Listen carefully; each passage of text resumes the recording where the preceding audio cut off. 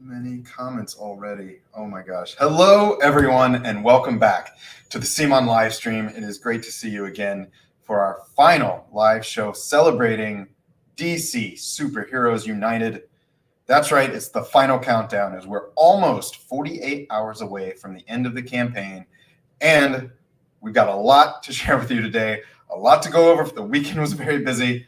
I'm Jeff Skinner. I'm coming to you once again from the Hard Rock Hotel in San Diego, California, where Comic-Con has just wrapped up. They have broken it down already. You can't even tell there was a show here in the Gaslamp Quarter.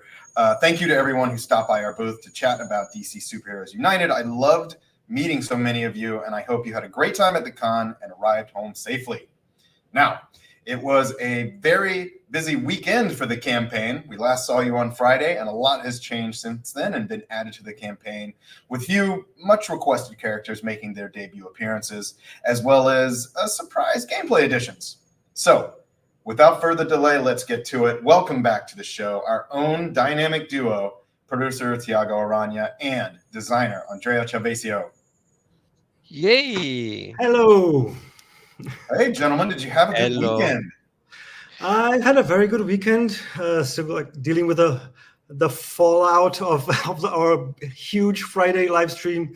I was basically recovering the whole weekend from that because I tend to stay late following how things the reception and trying to go back and read all the comments and see if anything is wrong, anything just be fixed or addressed, and hearing all the suggestions and further requests. So it's fun and exhausting, and I'm just about ready for this to be over. But well, that was the number one thing that people came up to talk about on Saturday and Sunday. They wanted to talk about Arkham. They were blown away. They loved the idea of playing as the villains and having the antagonist aspect of it, and just asking more questions about it. So I think people are incredibly excited about that one. It was nice to see that in person. And my weekend was a working one too. Yeah. So many requests. Maybe let's try to get ready to have something if we do really well. No surprise So there. design and play test, design and play test. yeah, no rest for the Quite wicked. happy with the outcome. So Yeah. let's dive right in. We have some to cover today. Some things that I thought was really cool that were added on. So many requested characters, as I said. But let's do last in, or wait, I guess the most recent in. We'll talk about that first because this is something that I think a lot of people have been looking forward to, and it came as a surprise add-on yesterday. Yep. Campaign decks. Yeah, this is something we debated. Like, can we do campaign decks? Do we have enough material to pull some of these like epic sagas in the DC universe? And yeah, it was a long discussion of like, what can we do? What makes sense? What are those cool stories? So I know, Andrea, talk a little bit about, for those who don't know what a campaign deck is and what we managed to do here. So we thought it's a nice addition to the United system to have those little campaign decks. They will guide you through a mini campaign of games against one or more, several different villains with some twists and turns along the road. A few of them unexpected if you have not read the corresponding comic book storyline, but still enjoyable even if you know it. And they don't have a lot of narrative text, because we want to keep room for gameplay instructions, but also because I think it's the nature of United to be an emerging storytelling from the gameplay. So you are building your own storyline, you are telling your own superhero stories while playing. So why should I put some narrative text into it that also needs to be approved, which takes time and sometimes is not. So the design choice, if you are curious about it, was to have only like thematic references in titles, but then it's all gameplay. And I think each one of them tries to be unique, to bring a different perspective. We will have, well, no, now I'm entering into spoiler territory, so I'm Do not not. anything. Yes, stop right there. So we have some very, very cool storylines represented there. Really happy about like the long Halloween, which of course was only able to be a reality with the Arkham Asylum box. We have their Harvey Dent, not Arthur Dent, as I said on the previous live stream, and that's why I'm wearing my Hitchhiker's Guide T-shirt today as kind of amendment for that. I do know his name, but and for the first time we have like a kind of a generic Superheroes United campaign, which was a very cool idea from the design team of having something that, like, because all these campaigns, they require you to have all these kind of specific characters from specific boxes to really play them out properly. The idea came that, why don't we do one where you can really use anything you have and just mix like any United content into a campaign that tells a story. It's not a specific story from a specific comic, but you have this same sort of narrative with consequences and things carrying over, regardless of what. Make your own stories by using each and every content you want and you like from your United games. Yeah, and we do have 2 campaigns there that we'll need to wait a little bit to to reveal. But I think before you get it, you will know what they are. Yeah, and for good reason. How did you choose which storylines to follow? Like, what was kind of like the design choices behind that? kind of a mix between stuff we have read and love, and which characters we estimate will be available at the end of the campaign, or we know Right. that are available. So that's why, I mean, I will actually, I think Thiago can testify. My first list of campaign was something like 12 12-ish or more, and then I started to go through them and realizing, oh no, I can't properly do this, let's cut this. Oh, I can do that, let's skip that, and we will see, maybe in the future, who knows. So Yeah, those change this to 7 that. plus, Yeah. those 7 plus the generic ones are the one we were confident that everything will have worked. Sometimes there are little workarounds, of course. We don't always can follow the story exactly in all details, because many superhero stories have a huge roster of villains and characters. But it's always trying to find the best compromise between interesting gameplay and emerging narrative, and something that we can design and playtest within a reasonable time frame.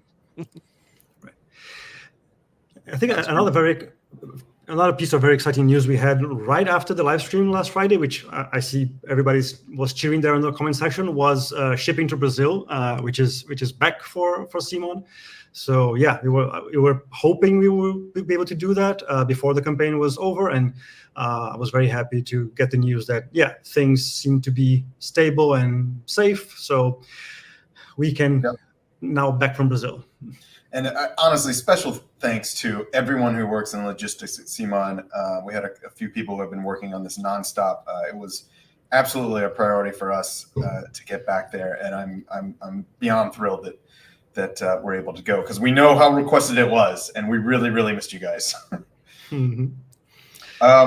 Shall we move on to we can talk about the stretch goals we unlocked since last live stream. First, I do want to mention I just checked the campaign, and we are this close to unlocking another stretch goal. And I will say, if we unlock it during the show, we will reveal it here first.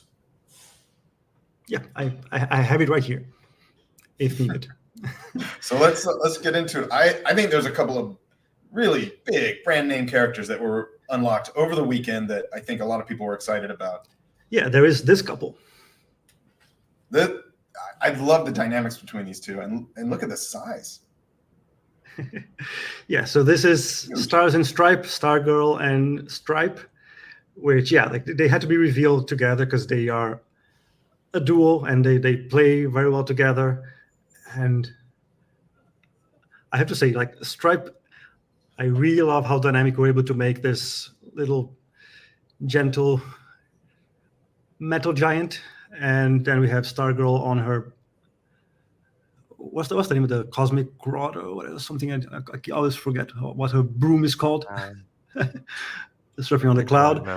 Yeah, and just to understand, so like Stripe is not like as big as like Trigon there. Like he's big, but he's not at that scale. We didn't feel it was needed to make it that huge, so it's just big enough to be imposing and be what he needs to be, but like he's still more in that hero scale, just a very, very beefy hero. So it's a cosmic rod from the comment. Cosmic Rod, right? Yeah. Did I get it right? I'm not even sure. Is that what I said? Yes. Oh, good. Yay. And then Yay. gameplay-wise, how do they interact? They are their own independent heroes, but they gain benefit from having close one or the other. So they really complement very well. So she's more going on the offensive, and Slap is going to protect her.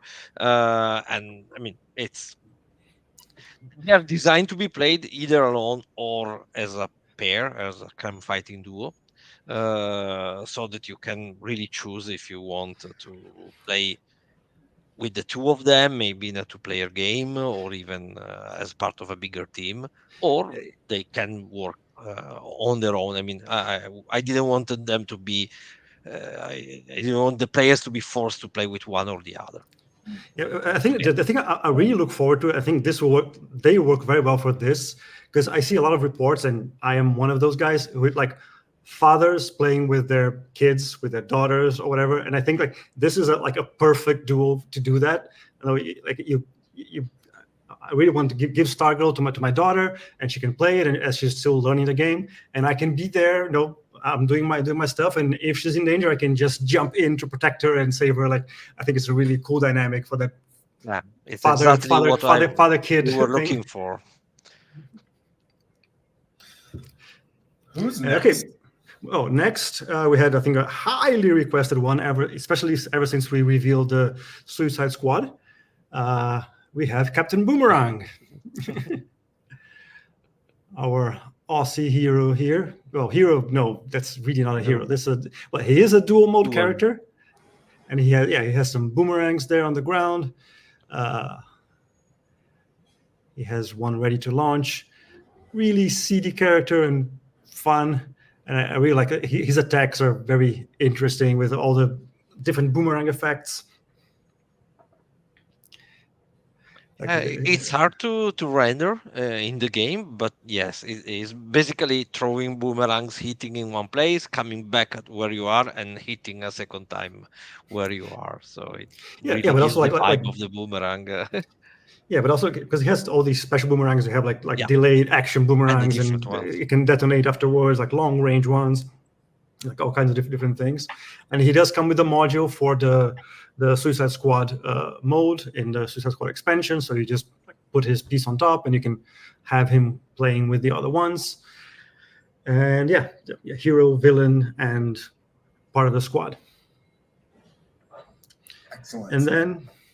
And then even though they're all Plastic Man, he is more Plastic Man than all the other. And this is one, it was so hard to find an angle for the render, because like he looks different every angle you see, because he's a freaky character. I feel like even in the style of Marvel United, that is the like he looks like he does in the comic right now. Like he's just stretchy. He's a stretchy guy. One of my favorite sculpts, I think, of the entire set. Yeah, I think we literally stretched to the limit what we could do with the sculpts. Like, Diego's got jokes. Well, they just come naturally. But he's a really fun one. Like in the comics, he's such a weird character. Like he's a joke, but he's like extremely powerful when it comes down to it. Like practically indestructible, and they use him in such creative ways. Andrea, anything to say about our Plastic Man? No, I mean, it was a lot of fun to design, because he's such a funny character. So it's, I mean, of course, he has the extendable powers, but he also does a lot of other things. He's able to polymorph. So it was, and the art for the polymorph card is amazingly good.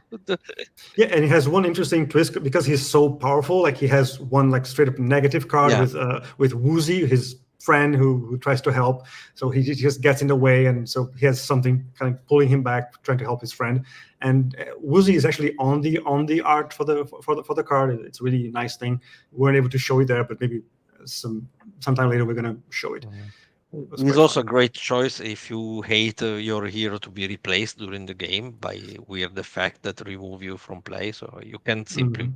remove Plastic Man. He's always going to be there. There is no villain able to eliminate him forever. And then we had opposite day with the reveal of Bizarro.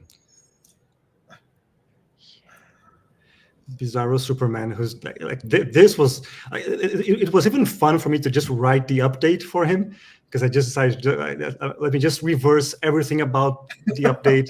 So instead of like heroes unite, it was villains disperse, and just everything. And of course, especially in the mechanics, this carries over fully as a very interesting villain. I see people are very excited about the design choices there. Yeah, let's go Uh, into the it- design choices. I thought that was it was a lot of fun. I mean, I think this is the type of villain that really writes itself. I mean, you know it's Bizarro, you know that everything needs to be reversed. So he's out there rescuing thugs, punching civilians, creating threats instead of solving them. It was really easy from one side. It's one of the design that sometimes, I have a villain and it takes me many iterations to find the right one. I think one example we already saw in the campaign was like Cyborg Soup, and it took a lot of different tentatives, and we might see a few later that are not so easy to immediately translate in a working game flow. Mhm. Bizarro just was like the character came behind my shoulders and brought it himself in the game. So it was Yeah. really it worked from day one. It was really Yeah, fun. yeah, you just allowed him to be what he is, right? Yeah. Awesome. So real quick, I want to go back to Captain Boomerang. We had a Of question. course, of course, you want to go back to Captain Boomerang. It makes sense. It worked out perfectly. I totally planned that. But it's a good question that I think also just speaks to the general flexibility of how like the United system works. He asked, please explain how the Suicide Squad board works with Captain Boomerang. Do you just replace him with another villain? Yeah, Essentially, just that, like that. Choose the villain, replace Captain Boomerang with, and just put the little piece of the board on top of that, and you keep going like that. Look on the master plan cards. Simply, whenever the member that has been replaced is mentioned or supposed to become the active villain, Boomerang becomes the new yeah, one. Mm-hmm. right. Exactly. That's a good question. I think it's been incredible seeing how all of these sets are able to fit in together. And you can use any of the challenges from any of the sets with whatever characters you want. I think for the most part, I don't think there's too many exceptions to that rule. Mm-hmm. Let's see. Did we cover all the stretch goals, or am I missing Yeah, one? yeah. I think we are almost unlocking Bizarro, and so maybe we can move on. Sure. Well, I guess if you all wanted to, we could maybe introduce something new. We could reveal our blast expansion of the campaign. It's getting pretty bright And outside, so the day's passing. I think it's actually getting dark where you are, though. now it's always dark here. So I say we go for it. So it's time. Yeah. Slide it up.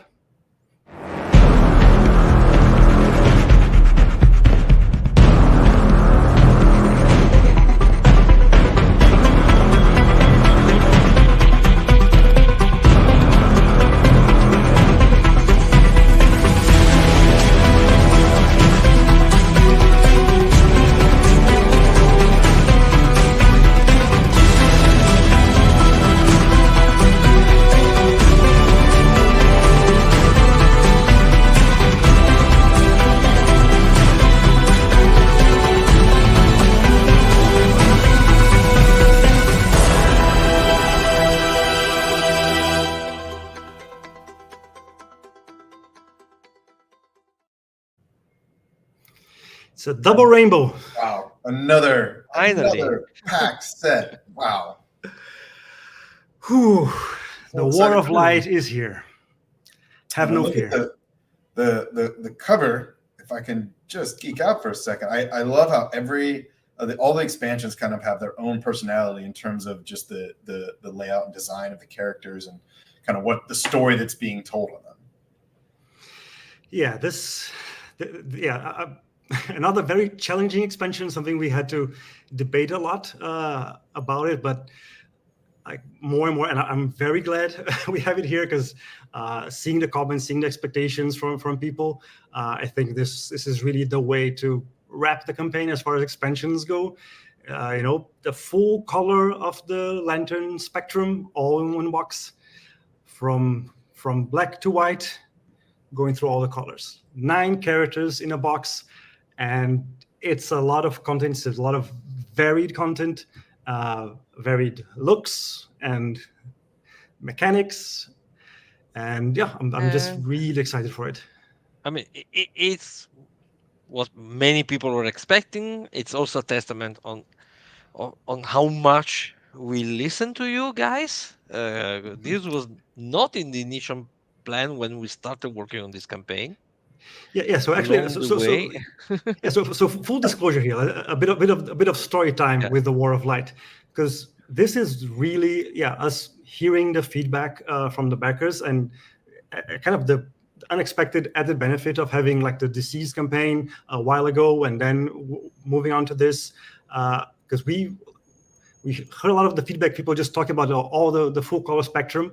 And the thing is, we basically our plans, what we had was a more standard Green Lantern core expansion, a bunch of Green Lanterns and Sinestro, some locations, and that made sense for us as far as the Green Lantern. That's what you would have there as an expansion.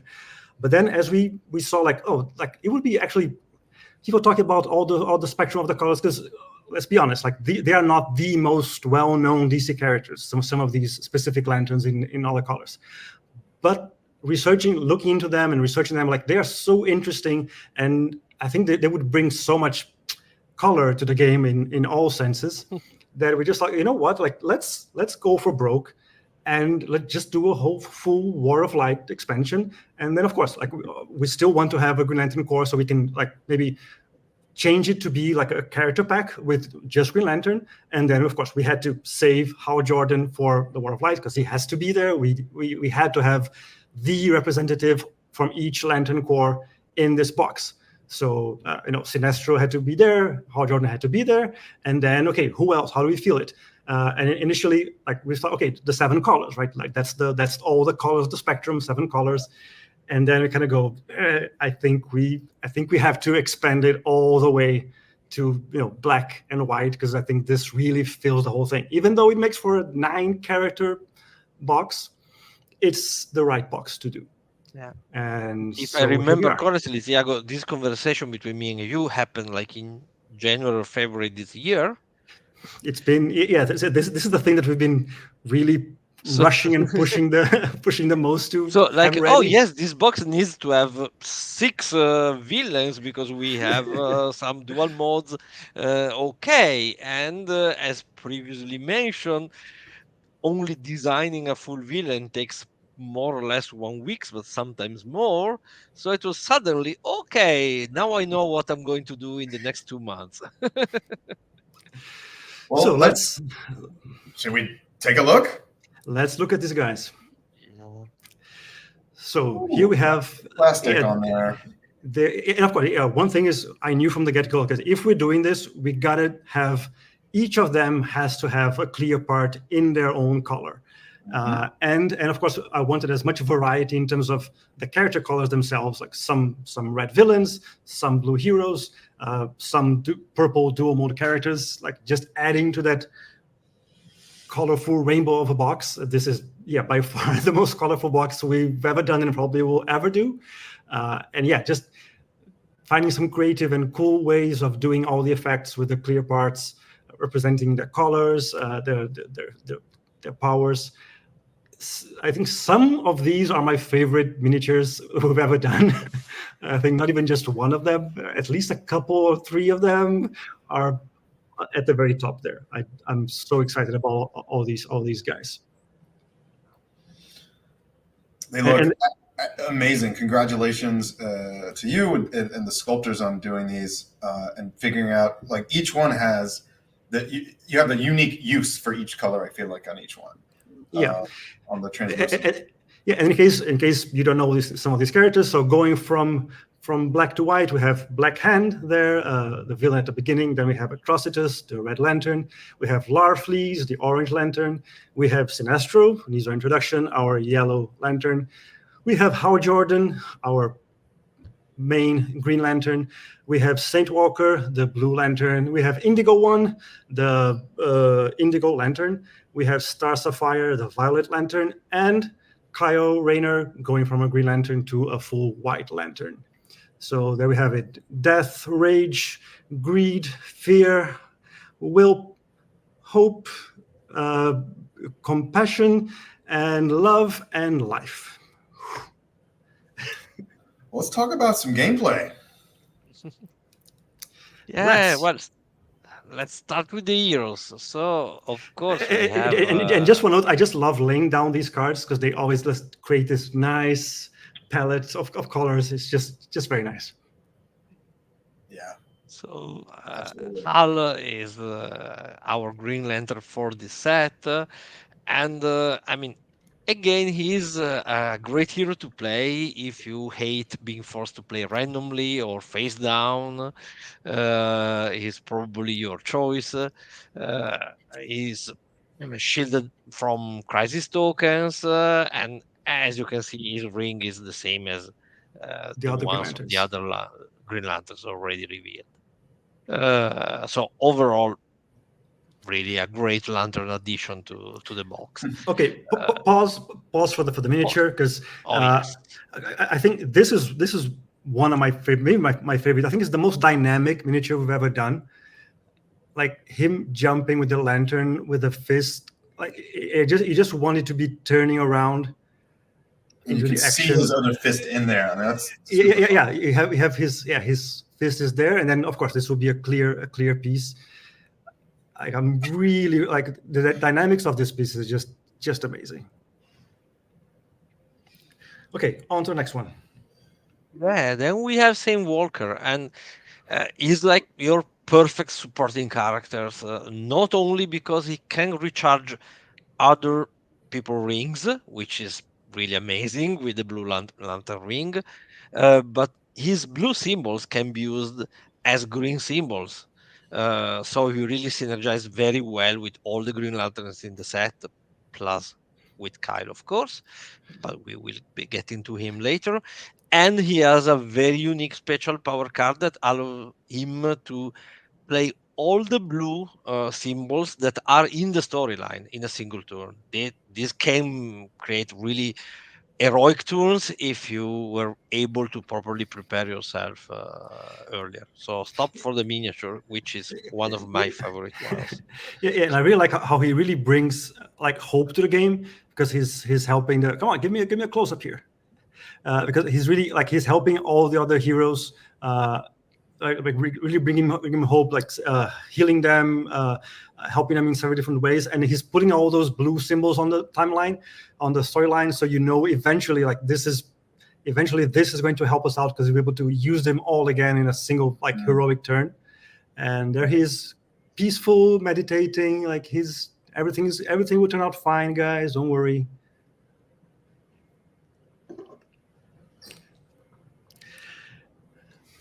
Okay, so then we have Indigo One, and I mean, she holds the power of compassion. She has two equipment, only Lantern to have two equipment because she has the power staff and the Indigo Ring. So with the staff, she can like tap in every color symbols. So she will synergize with whatever lantern you put in her team, but like on the other hand, so she's able to use their symbols instead of what Saint Walker does. And she's on a path of like rehabilitating herself and trying to rehabilitate the the villains. So most of her powers will be using her power of compassion, like giving away wild actions to stop henchmen from doing their bid. I think it's a very unique gameplay and another amazing miniature. Mhm. Yeah, and one interesting thing about the whole Indigo tribe is because they are kind of atoning for they're all kind of ex-villains or something. So there's a lot of self-sacrifice about her deck. Like she sacrifices herself to do something good for the group. And this is another one of my favorites because like what we did with the clear energy thing here, like it's her base and it's behind her and it's connected to her staff. Like it just goes all around the miniature. Again, like amazingly dynamic. She's surfing on it and it's coming out of her staff. Again, one of my favorites. All of these are just so, I mean, they look like they're ready to jump right off their stands. I mean, they're just in motion. We have an answer for a question. How do they always know what I want the most, Nathan? Because it's the same things we will want. That's how we know. Okay. Speaking of stuff we love. Moving on. Yeah, speaking of love and stuff we love, we have Star Sapphire, and she kind of uses the power of love. And now I dare anybody here, the age 40 or more, to not have a specific song in mind. Let's start talking love. Oh, I was thinking about another one, but I'm not. They're playing. Go back. My son always asks me not to sing because he knows I should not. So Star Sapphire, she gives a wonderful true love token to a hero of her choice, and some of her cards, like Love Attunement, will interact with the character that represents the true love force. So she can protect that character, make special actions around that character, and so it's like experimenting the force of the true bond that is created by love, and that's basically what she does. Yeah, and here's another like amazing dynamic thing. It's something I've been wanting to do for a while. Just having her power encircling her and projecting forward all around her. Just throwing her love all around. Yeah, share the love. And yeah, and then we also decided to do the base also as like clear pink crystals. So yeah, I think this is another one my daughter is going to love playing as because she's very pink. and I was very happy that because she is a dual mode character, like yeah, so it becomes like a purple character, more of a violet character with the pink effect. So yeah, it's all very, very pinkish. And then we have Kyle Rayner. Then we have Kyle, another hero you might want to play if you hate to be removed from the game, because you cannot remove Kyle from the game. Yeah, it's life. And he has cards of every single color in his deck. So it basically will synergize with everybody. Plus, the ring is the only ring that doesn't give you extra actions. However, the power of life will give you heal yourself or another hero. So it's an extra card draw for heroes. That's the important thing. The rings they are not all the same when you talk about the full spectrum. Some are a bit similar, but they all do different things depending on the color. So that's what we try to do, to really respect the uniqueness of all the rings and their powers and reflect those in the powers. Yeah, and we wanted to give him like a really epic, like he's the junction of all 7 colors. And and while the piece will be clear white at the bottom, like you can try to paint them kind of all the colors kind of coming together to form the white light surrounding Kyle. Very nice. Yeah. There's our white lantern. So shall we move forward? Yeah, speaking of rings.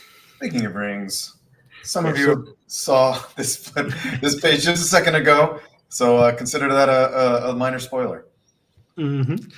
Yeah, so this is something we added to the Green Lantern Core expansion, and we have it here as well, the whole quest for the ring thing. So we have like colored rings that may choose a non-lantern hero if they do a specific thing. So those are a bit more specific, so they're tied to specific missions or specific conditions like completing two missions at the same time or a non-standard mission. So the Sapphire will be available only against some villains, not everybody. Some rings might not be available if a villain does not have that mission in play and stuff like that. If you have, which I will strongly suggest, also the character pack of the lanterns, you can assign, I mean, non-lantern heroes can earn both type of rings, either the green ones or one Yeah, of yeah, the colored ones. yeah, and of course you have the blue hope ring. You get it if you rescue civilians, and the compassion ring. You need to clear thugs. So it's all kind of tied thematic to what you're doing, so you can earn them. Now let's see some villains. Moving on to the villains, and this is a lot for a box. This is a lot. Yeah, again, I love that to display this rainbow of villains there. Yes. And wow. And they're all it's absolutely incredible. I can't wait to hear. I mean, just because they're all wildly different from each other. Mm-hmm. Yeah, you can get a glimpse there. So where shall we start? I guess with Let's start from with yellow. Sinestro.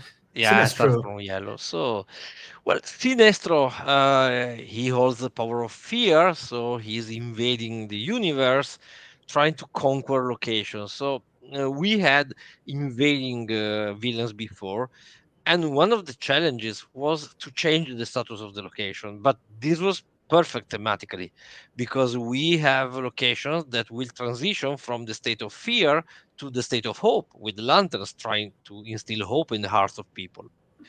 And heroes will lose if all the locations fall to fear, and they will gain things if they can convert back locations from fear to hope. And we have something special with we have done something really special with the henchmen and the threats with I Sinestro, think because he has the I think Sinestro Corp, and they're so numerous and many, and I didn't want to left so many of them out of the game. So if we can quickly go to the next slide, we can show it. I think yes, we have double henchmen. So the threats will be made by a combination. You shuffle them at the beginning, you randomly assemble the henchmen, and you have a single threat that has a different way of activating, a different way, a different effect, and a different number of total HP, depending on which two you are pairing up. So we were able to put 12 henchmen instead of the usual 6.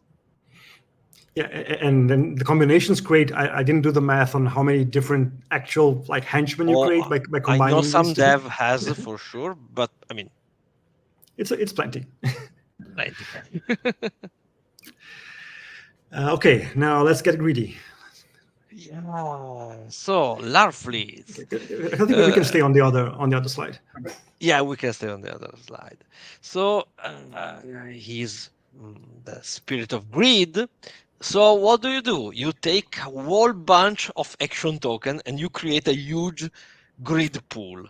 And Larfleet will start trying to accumulate the grid pool on his dashboard. And if you do greedy things as a hero, you are spreading the grid around the world, so he gets even more tokens. So you should be careful not to overdo yourself while not hoard yourself on tokens too, because he will get some on his hand.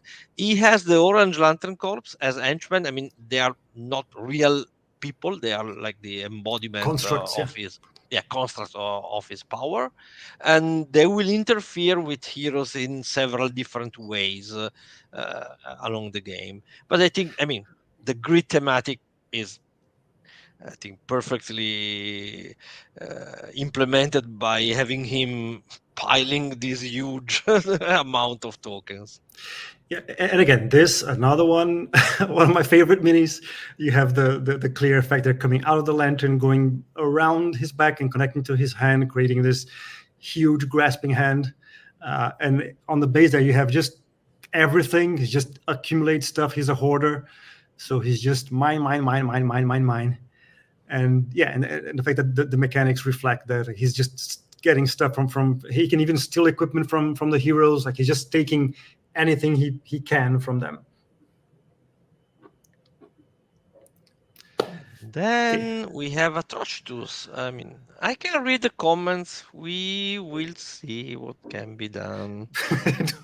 Yes. So about the comment is like everybody wants everything to be dual mode. Is that it? Yeah. Yes. Yeah. People, and I've explained from the beginning when we introduced dual mode. It's not simple. It's that there are reasons. There only so far we could go, and even within this box, like even for Indigo One, like that had to be a whole conversation with the licensor. Like why do we need this thing to be dual mode? Like why is this not just a villain, or why is this not just a hero? So there are battles we picked, and some that we won, and some that we lost, and some things that make sense, and some things that don't.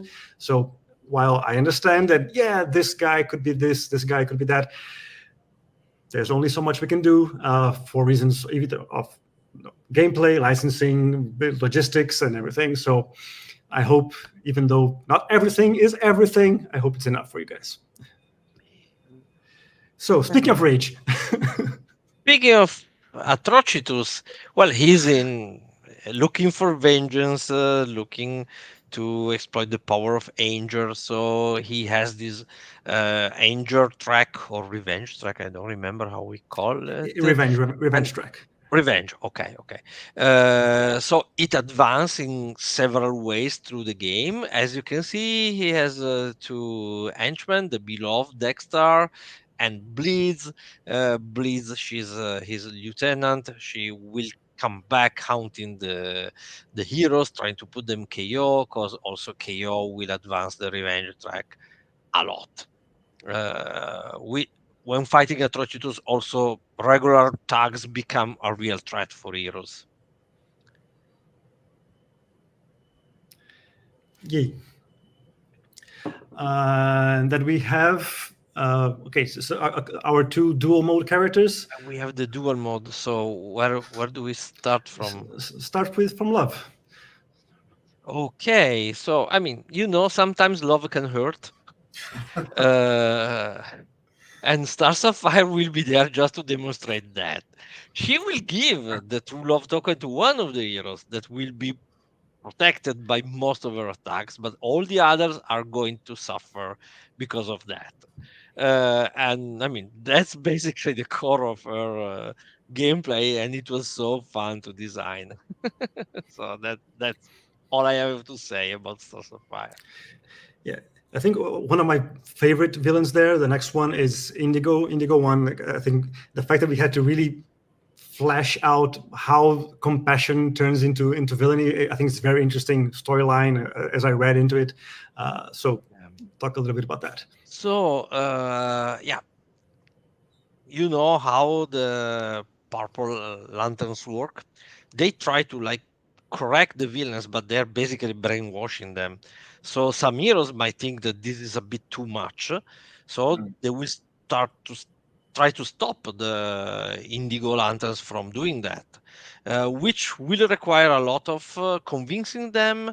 You cannot win by punching Indigo, which actually also, if I remember correctly, is the same about Star Sapphire, or kind of similar. You don't use attacks against them. And I mean, she will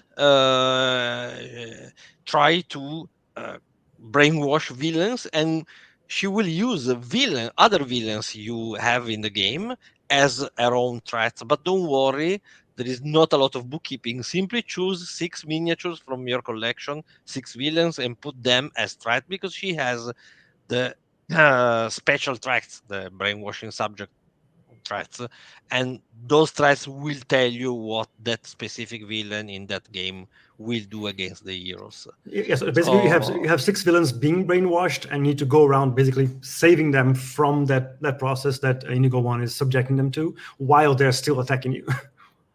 In the meantime, so at the end, the final goal will be to convince Indigo that her ways are not the right ones Right.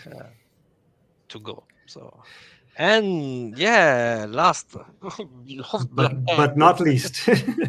Last but not least, and I mean, he might win the award for most challenging gameplay this season. Wow. uh, i- yeah, it was so hard to make his gameplay right. It's went through so many iterations, testing even during the campaign, but now I think we find the right balance. Yeah, and we're talking So about Black Hand. yeah, Black Hand, yeah. So Black Hand has zombified heroes. So you will have zombie heroes use the strat, and if your hero is KO, he can be zombified as well. And you basically fight against those hordes of zombies, and the more zombie henchmen are in play, the more his plan will progress. So you don't even have a lot of time to fight against Black Hand. He also has the power to nullify your lantern color's powers. So when playing with lanterns, it's a huge problem because he will deny some of your colored powers. And if you are not playing with lanterns, he will regenerate with a lot of HP. So finding the right balance between choosing the correct heroes to start the game with, choosing the one that will replace fallen heroes during the fight, it's probably the key to success. We even included a 2 level of difficulty, so the Zombify card can be played in the regular mode, or if you are up for a challenge, into hard mode, which is really challenging. People like Yeah, me need something like story only mode so that I can see all the cards and not have a challenge. I cannot wait for this. This sounds amazing. Like I don't think there's anything like this in the United system. Congratulations. No, and the fact that you take like cards from the hero decks, and those cards are the threat cards, and especially like in hard mode, depending on what's on that card, how many symbols, how many special effects, that determines the health of the threat, And the and power and the attack. So yeah, and then I hope you saw this. So he's on a little, he has his graveyard there, and with hands sticking out, crawling out of the ground, all his undead armies rising to fight the heroes. we are so close to the live unlock. We're so close. Okay, So so close. Come on. what else do we have still here? We have some more stuff on this expansion. Yeah. I think we have, locations. some locations, of course. Yeah. Going into the universe. Yes. Yeah, we have the planetary special citadel. locations here. Yeah. Planetary So, citadel from the Green Lantern Corps. yeah. I think one of the more interesting is the ranks the Sentient City, because it's a dangerous place for both heroes and villains. And henchmen, of course, they will take extra damage if they took any damage on their turn. So it's a very dangerous location in the early game for the heroes, but it can be used, and it's really helpful sometimes to take down tough henchmen, or even to deal the final blow to the villain at the end. And I mean, yeah, Nox is great if there is a villain there, because you get a very powerful token. And I don't remember what Riot does. So Riot is the death Yeah. planet. So basically, you take damage there. Like everything gets damaged, even yourself. You can just wipe everything else. It just invites death to whatever is there. While the planetary citadel kind of sends the lanterns out to fight thugs wherever evil might be stirring. And that's what we have in this expansion. Let's gawk at these guys here. I think we have a very, very special last slide for this expansion. I think so, and it's very colorful. Yeah, this one, yeah. I had to make sure that we had all these guys painted, because This expansion all about color. Yeah. I wanted to see this whole rainbow of heroes represented in painted minis. So you can see, like, not just the clear effects, but also like the characters themselves in their amazing colors. So that's the War of Light. It looks good. I always try to It does. decide if seeing these amazing paint jobs inspires me or makes me want to give up. It's one of the two.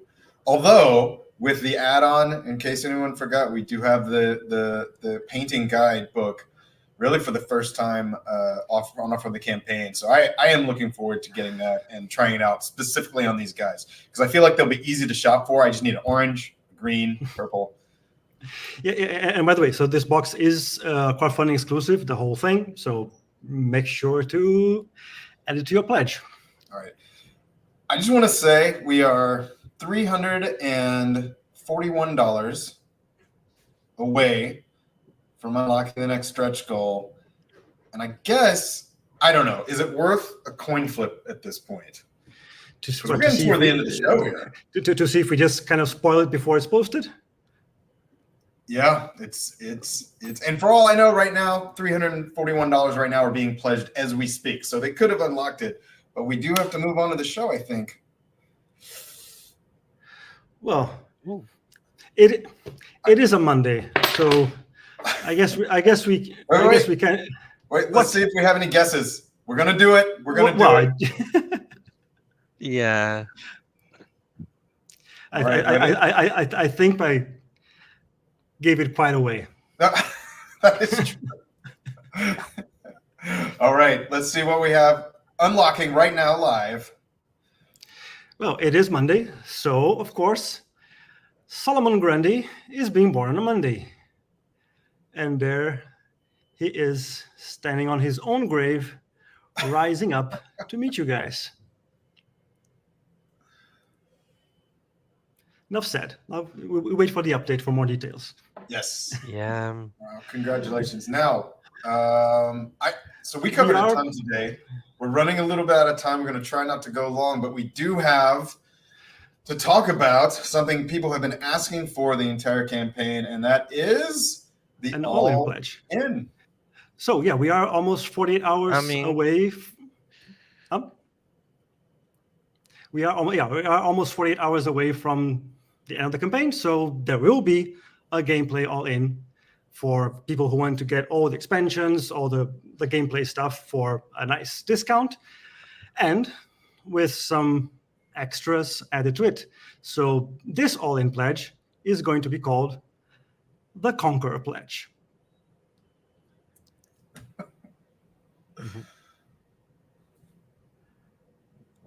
And there we have our Starro in all his glory. All see and worship him. All shall love him and despair. So yeah, we have Starro as an exclusive villain. We're not doing dual mode for him. Stop asking about that. And yeah, he's a big chunky guy stomping the Hall of Justice there. And oof, if you have like, what is it, tracheophobia or something? Look at his back. Oh. A virtual eyes. That's just creepy. Yeah. They want a comparison with Robin, they're right. Okay, let's get Robin. So there we go. You have little Robin. Oh, where's my? Okay, there we go.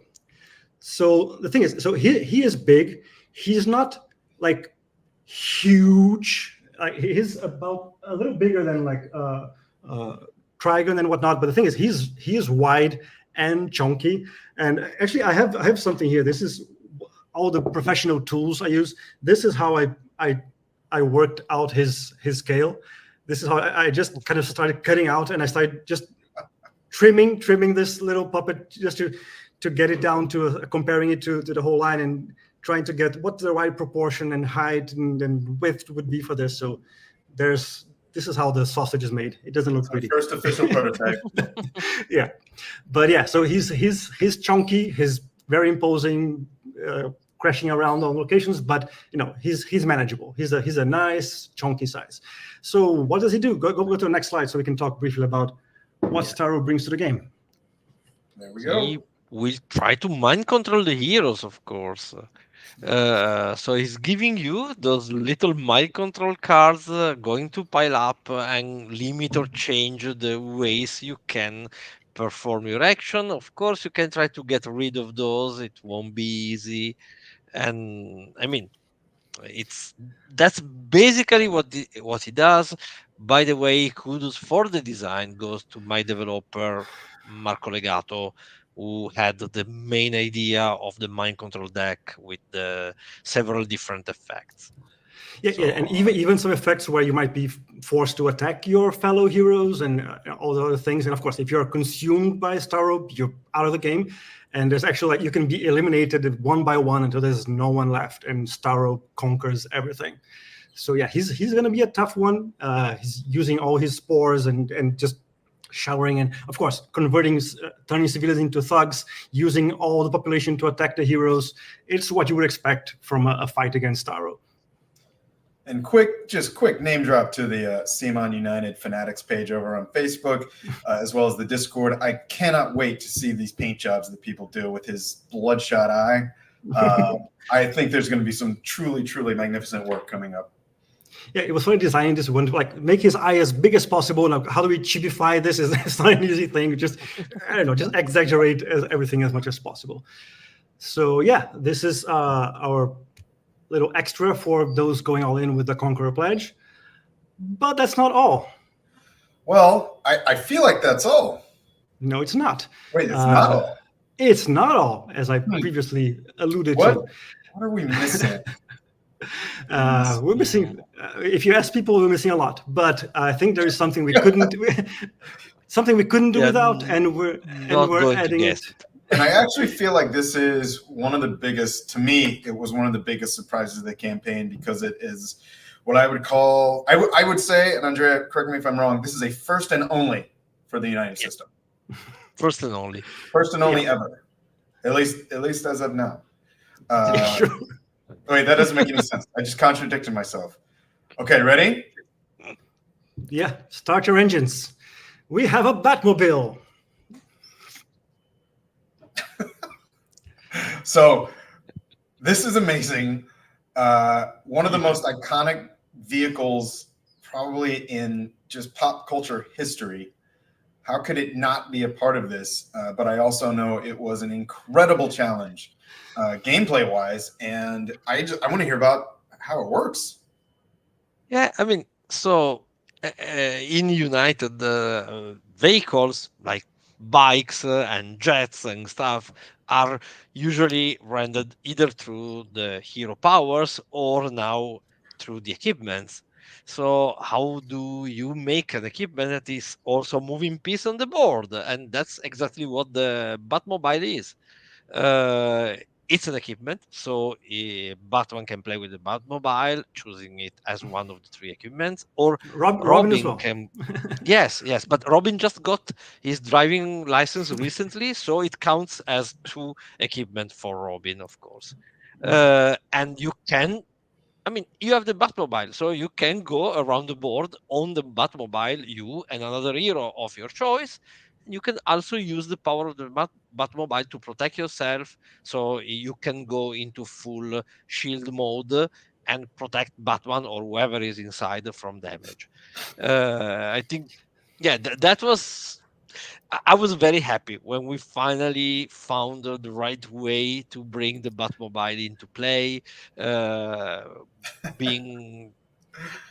dominating the board and still being an equipment in front of a hero. Right. So let me show it here, and also it's not just an equipment, because it's also like a supporting character. So it can be added to any game as a neutral thing that any hero can use to move around, taking other heroes with them. We even sculpted the underside, because why wouldn't we? Oh, so even basically, the bottom. Yeah. And can I see what its comparison to, say, Batman, if you have him handy? No, come on, it's Robin. Let Robin drive. Okay. We've been using him all So Fine. yeah, it is kind of basically to scale if Yeah. you think about how you flying there. So yeah, it's pretty big, but not too big. So it will look great on the board there. Congratulations on it. And I do want to reiterate, so I can be the bad guy here, but this was an incredible challenge, I know, design-wise, and this would be the only vehicle added to United. Yeah, in general. But how could you not? Like, how could we not add? Yeah, we had a chance to do the Batmobile. You do the Batmobile. Come on, Yes. figure it out, Andrea. Cannot pass that up. And so that's it. We are unleashing the Conqueror pledge level and the worldwide expansion. And then we're bracing ourselves for the final 48 hours. And I do have quite a few cool things waiting on the wings here, which I really hope we get to. And some other things we are talking about and discussing and checking with the licensor to see if what can still be done. So this next 48 hours, I don't know what's going to happen, but I'm sure it's going to be cool. Yeah. And oh no, I just I completely agree. I think we've got a lot that potentially can be unlocked. We want you all to come to the Gamefound and check out the page and ride along with us and see what's going to be unlocked. The All-In will be going live extremely soon. And more than anything else, I just want to thank everyone who's come and checked out the campaign. We've got tens of thousands of comments. We read them all. We have so much fun with all the suggestions and the people talking about their favorite characters and their wants list. And it really helps, I think, in a lot of ways to kind of guide these campaigns and let us know kind of live, what you all like. Yeah. I'd like to really thank everybody. Like it's been a great campaign. Really nice seeing everybody's excitement, everybody's suggestions. Everybody was really involved, trying to guess the hints, giving suggestions, like in the crowdfunding, in the Gamefound comment section, on Facebook, on Discord, just like seeing the videos that different people post. Special shout out to Andrew Fantasia of the Digital Charcuterie. I always like seeing his reactions. He brings so much love to the whole thing. And I know you had a rough week, so I hope we've been able to bring some joy and some love to you and to everybody. I can't thank the United fan base more. This has been quite an amazing journey. Really, guys, I mean, this community is amazing. It's being a blast campaign so far, reading all the comments and trying to listen and follow and seeing the excitement. And I mean, we still have more than 48 hours to go. So there is stuff to unlock. I can't wait to see where we will end up at the end. Yeah. Keep reaching for that rainbow. It's a mystery. Thank you, everyone, once again. I think we're going to take another look at the incredible trailer we revealed today, but I do want to say we loved having you. We love doing these shows, and we'll see you next time.